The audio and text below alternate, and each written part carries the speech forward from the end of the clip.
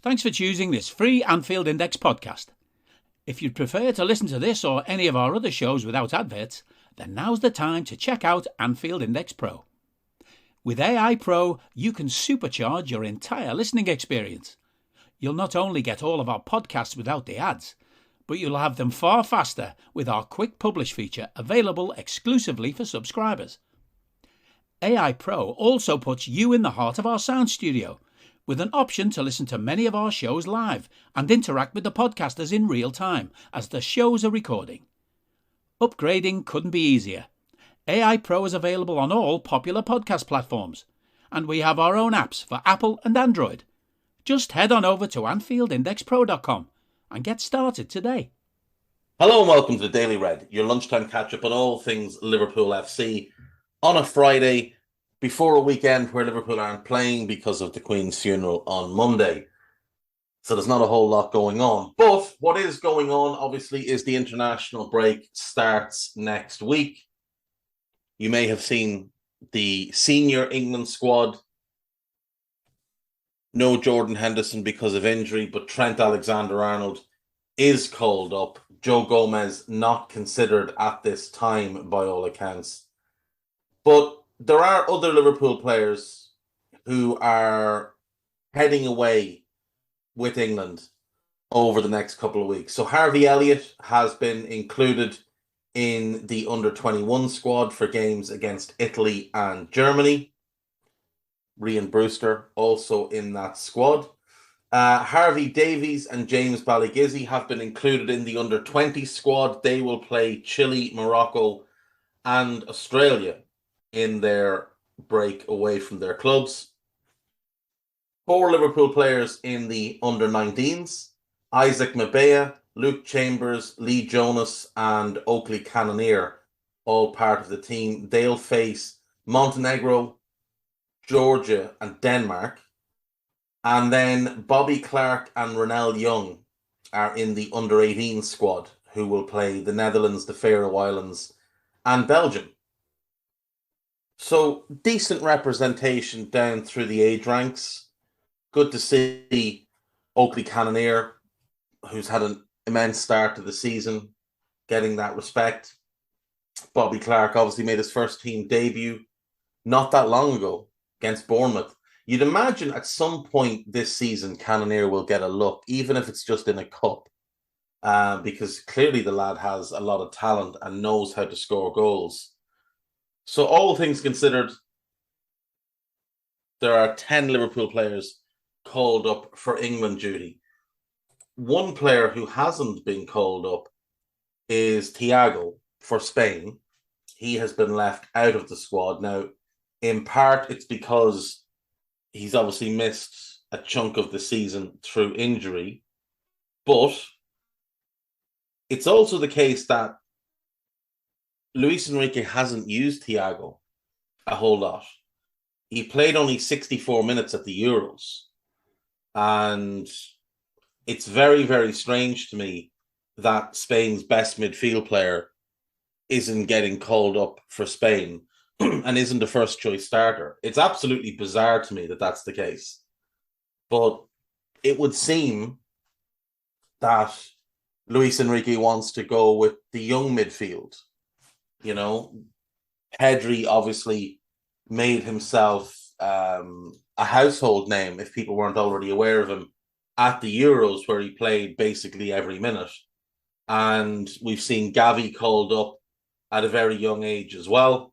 The current midfield group, Busquets, who's the captain, Marcus Llorente, Koke, Gavi, Rodri, Carlos Soler, and Dani Olmo. Pedri not called up. I am surprised. I am surprised he hasn't been called up here. Good to see Carlos Soler getting his respect as well, though. It's funny when you look at the Spanish squad, it wouldn't really inspire a whole lot of confidence. Like the goalkeepers, Unai Simon is good, and we know David Raya and Robert Sanchez from the Premier League. Defensively, Cesar Azpilicueta, Inigo Martinez, Pau Torres, Eric Garcia, Diego Llorente, surprised by that one, Marcus Alonso, Jordi Alba, and Danny Carvajal. That's a really, really average group of defenders. A really average group. And 5 of them are over 30. In the midfield group, it's only Busquets and Koke who are over 30. And the forward players, I mean, Morata, Asensio, can't get in the team at Real. I know he scored in the week, but he's not a first choice player. Ferran Torres, Barca were looking to sell him in the summer. Ansu Fati and Pablo Sarabia. It's such a fall off from where they were 10 years ago when they were winning the third of their 3 titles in a row. Really, really strange how things cycle from maybe the best international team ever to a team that probably be lucky to make the quarterfinals at the World Cup.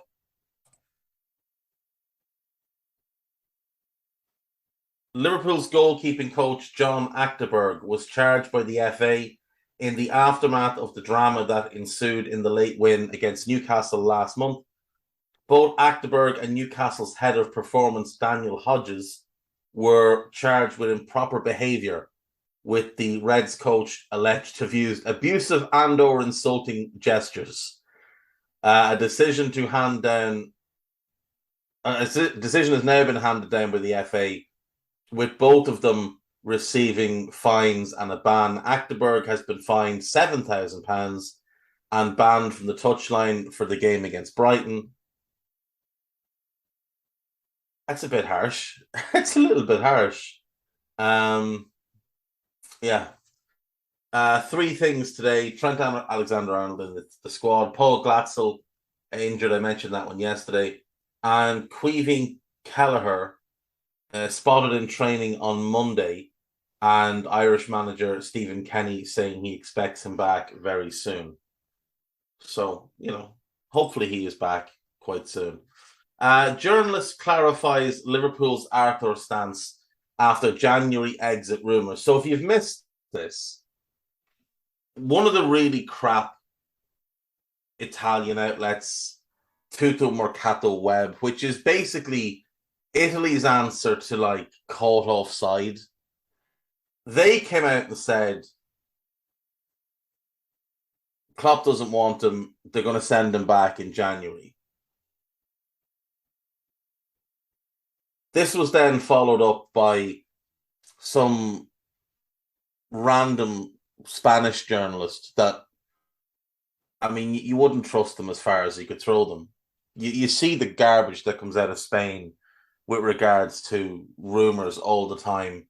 Utter nonsense. He came out and said the same thing, and then some other pretend journalist came out. Now, these 2 individual journalists, these are the spawn of what Romano has done to journalism, the social media age that has allowed a complete spoofer like Romano to attain such an enormous following despite having very little insight into anything and just stealing other people's work and making things up. And these other people make things up all the time and try and present it then as real journalism. Now, I wouldn't be a fan of Guillaume Balaguer, but he does have connections to Arthur's camp. And he has come out and said that the rumours are absolute nonsense, that Klopp has actually been quite impressed by Arthur because of how hard he's been working to get himself fit. He's taken to not having days off so that he can keep working to catch up with the physical demands. He's already gotten a good grasp of the system, and they are working on an individualized fitness plan to get him up to speed. You could see in the Napoli game when he came on that the guy hadn't played a lot of football in the last sort of 16 months. So it was fair to suggest that he needed a bit more work on the training ground. But these journalists who try and make a living by lying about players, they really need to be taken down. It's the same thing what we've seen with the Darwin Núñez stuff. Like, people at Liverpool think Darwin is already the biggest flop. It's absolute nonsense. Let's not forget that Fabinho, 4 or 5 months after being signed, October, November time, was still on the fringes of the squad. The same thing with Robbo. Took them months and months and months to get into the team because there was a period where they had to adapt from what they had been playing. In Robbo's case, he'd been playing at Hull, where it was very much a defense first mentality, run the counter attacks and spam crosses into the box. With Fabinho, he'd played solely in the midfield too before joining Liverpool. So those two had to adapt to new ways of playing, new position for Fabinho, and it just took time. The same thing's going to be true of Arthur. Look at where he's been. He's been at Barcelona under Valverde, who doesn't allow his midfielders to express themselves at all. Busquets notably hated playing under him. And he's been at Juventus, where Pirlo didn't really have much of a clue what he was doing. And Allegri is a footballing terrorist. So, I mean, people thought Tuchel's football at Chelsea was bad because he was trying to hide the liability at centre-back. You should see the stuff Allegri's been putting forward at Juve. It takes time to settle in at Liverpool. It takes time to get up to speed and to earn a spot in the team. And I have no doubts that Arthur, if given the opportunity, will show that he is a quality player, because he is a quality player. And these journalists who write these things about him and about Darwin, like the Darwin stuff is just hilarious. It's absolutely hilarious. As if we weren't tracking him for years. Like years. We were tracking him before he went to Almeria. That's how long Liverpool have been on the case with him. Since he was at Penarol, Liverpool have been on the case there. Then they tracked him at Almeria. He went to Benfica, exploded obviously last season, and we snapped him up. But you know how I know that analytics like him? Because Brighton wanted him. 2 years ago, Brighton went all out to try and buy him. And Brighton's recruitment is done even more than ours based on data, based on what the analysts say, because that is the approach of that club. They don't have a huge scouting network like we do, but they've got a big room full of very smart people, and those people make decisions at that football club. And they were prepared to go all in on him, break their club record to sign him. Over £20 million. For Brighton, that would be enormous money. But, let's remember with Darwin, he joined Almeria as an Almeria club record and more than proved worthy of that club record. They then sold him for a record sale for that club. Benfica paid a club record to buy him. Benfica, by the way, another club great at recruitment. Great at recruitment. And we've bought him for what could become a club record fee if the add-ons are hit. So, smart clubs don't make mistakes. We're not Chelsea. We're not Man United. We don't buy garbage for overpriced fees. It's just not what we do. So don't worry about Darwin. Look how little he's played. 270 minutes. Just over 50 of them with Trent, Mo, and Thiago. Give him time. That lad is going to score a ton of goals. An absolute metric ton of goals. What else do we have on the main Liverpool websites? We've got nothing more on This Is Anfield. There's a few bits and pieces there you can read for yourself. Jurgen Klopp, excuse me, Jurgen Klopp just hinted at new Liverpool formation with 25-minute glimpse of future plan. We went 4-2-3-1 against Everton and against Napoli. This wasn't the first time. This was the third consecutive game. And I do think everybody would like to see us try a 4-2-3-1 because it would suit most of our players. Now, you can question whether it's the best use of Mo, but he's glued to the touchline now anyway. It would definitely be a better use of Diaz. He'd have more space and area to run into. It would get the best out of Thiago and Fabinho as a midfield too. It would get the best out of Darwin or Jota as the 9. And I think Fabio Carvalho is probably the best option for the number 10 position. But you have Bobby for that role. You have Curtis Jones for that role. You have Harvey Elliott for that role. And in a 4-2-3-1, Harvey and Fabio are ideal backups in the wide positions. So we'd be in pretty good shape. Like, our squad lends itself quite well to 4-2-3-1, with two exceptions. There's no nailed on 10. Nobody you'd look at and say, well, that's definitely the guy you can put there every single game and he will do really well. But up front, you've got Darwin, you've got Jota, and you've got Bobby. All of them can play that role. In the 10 spot, you've got Fabio, Curtis, Bobby, and Harvey. Now, two of them are very young. One of them is very frustrating, and one of them has passed his best. So that might be something you look to address. And maybe if Jude Bellingham does arrive, that's the role for him.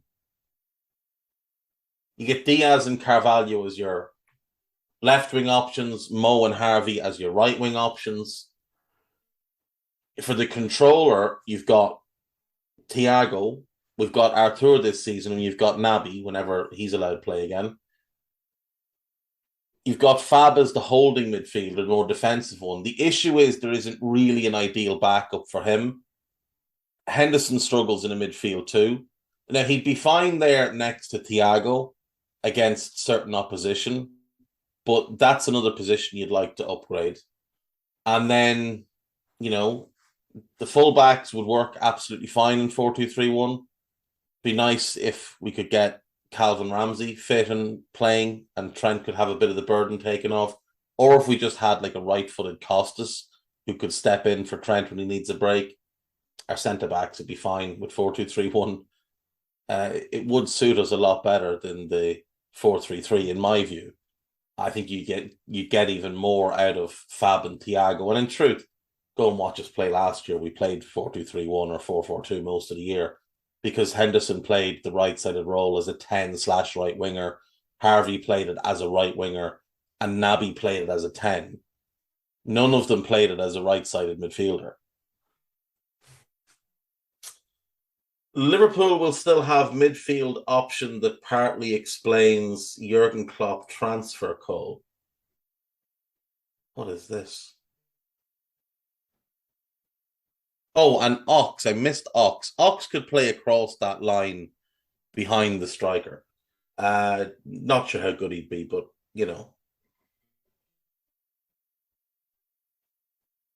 Is this Curtis Jones? It is Curtis Jones. Nonsense. Doesn't explain anything, frankly, because we had him last season and we still needed a midfielder. Liverpool pressing monster will unleash next Jurgen Klopp plan. Oh, I think I read that one yesterday.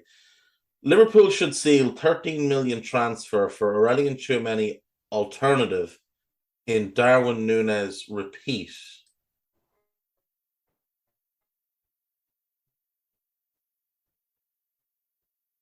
Okay. Oh, Manuel Ugarte. Absolutely. Now, he cost a lot more than 13 million, but that kid is very, very good. Very, very good. If I was looking to buy 3 new midfielders for Liverpool, which we will need in the summer, he would be the one I'd look at to be kind of the heir to Fabinho. I think he's so, so good. Jurgen Klopp set for Real Madrid transfer battle as Liverpool outbid Bayern Munich. This is the Media Digest. More crap journalists claiming that we're going to buy Matthias Nunes potentially in January after Klopp turned down the chance to sign him in the summer. Not going to happen. The transfer battle with Real Madrid apparently would be over Bella Kotchap, who's obviously started life very well at Southampton. And Liverpool outbid Bayern Munich. Apparently, we made a bigger offer to Gavi than they did, which, I mean, again, it's a Spanish outlet, so you wouldn't put any real faith in it. On AnfieldIndex.com, there are three new podcasts, to be fair. There is the new Scouted. Myself and Carl had a look at the All-Star game. There is a Euro Incision with Nina and Guy looking at the Ajax game. And there is a Media Matters with Nina and Jonathan Norcroft discussing Liverpool's unimpressive start to the season and can the win against Ajax rejuvenate Klopp's men. Do give all of those a listen, and that's enough for me today, folks. I'll see you Monday, and we'll figure out what we're going to talk about then. Bye-bye. We hope you enjoyed listening to this Anfield Index show. Please be sure to subscribe to our channel so future podcasts find their way to your device automatically. There's nothing quite like fan engagement, and we'd love to know what you think of anything discussed on this show. The best way to get in touch is over on our free Discord community, where both podcasters and listeners debate the hottest LFC topics 24/7. Sign up free now at AnfieldIndex.com/Discord. You won't regret it. You can also follow us on Twitter at Anfield Index and find us on Facebook by searching for Anfield Index. Oh, and before you go, we'd love it if you could leave us a 5-star review on your favourite podcast app. It only takes a couple of seconds, and it means the world to the people who create these free shows.